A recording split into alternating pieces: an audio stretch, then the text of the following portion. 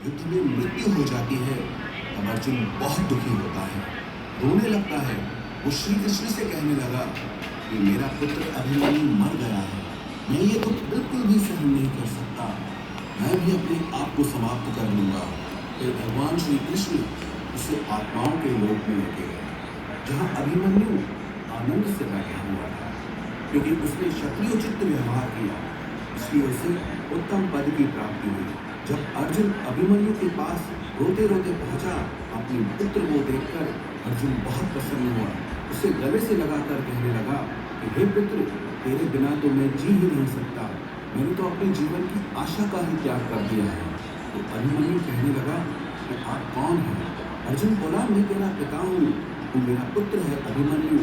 तो अभिमन्यु कहने लगा कि कौन पिता कौन पुत्र, मेरे हजारों जन्म हुए हैं, किसी जन्म में आप मेरे पिता बनते हैं और किसी जन्म में मैं आपका पिता बनता हूँ। आत्मा का न कोई माता होता है न कोई पिता होता है।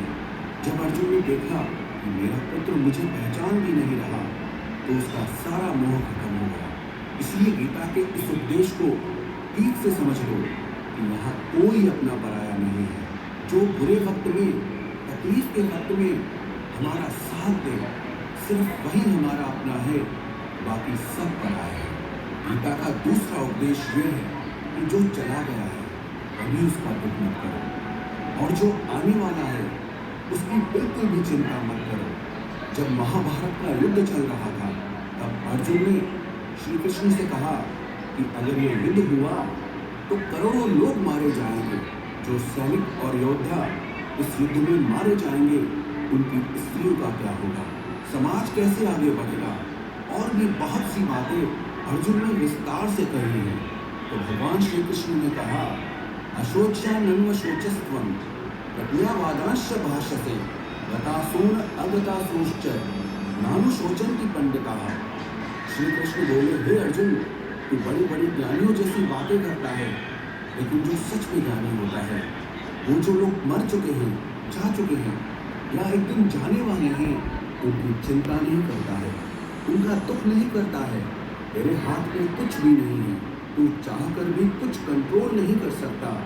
जीवन और मरण ये तो प्रकृति की नियति है। इसीलिए जो ज्ञानी होता है वो किसी के मरने पर भी रोता नहीं है। ज्ञानी जन ना ही बीते हुए कल का शोक करते हैं और ना ही आने वाले कल की चिंता करते हैं। इसीलिए जो होने वाला है वो होकर ही रहता है, और जो नहीं होने वाला है वो कभी नहीं होगा।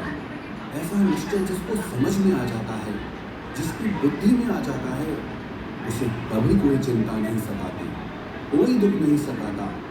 हमारे सारे दुखों का कारण ही यही है, या तो हम जो वक्त गुजर चुका है उसे सोच सोच कर परेशान होते रहते हैं, या भविष्य की चिंता कर करके खुद को बीमार कर देते हैं, नष्ट कर देते हैं।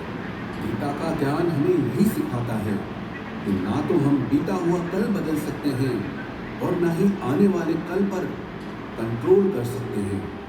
हमारे हाथ में सिर्फ वर्तमान है, सिर्फ आज का ही पल है। हमारा 98% तनाव और चिंताएं भूतकाल और भविष्यकाल के बारे में सोचते रहने से होता है। हम हमेशा उसी में ही जीते रहते हैं, मगर वर्तमान में कभी नहीं जीते, इस पल को कभी नहीं जीते। जब आप वर्तमान का पूरा आनंद लेना सीख जाओगे,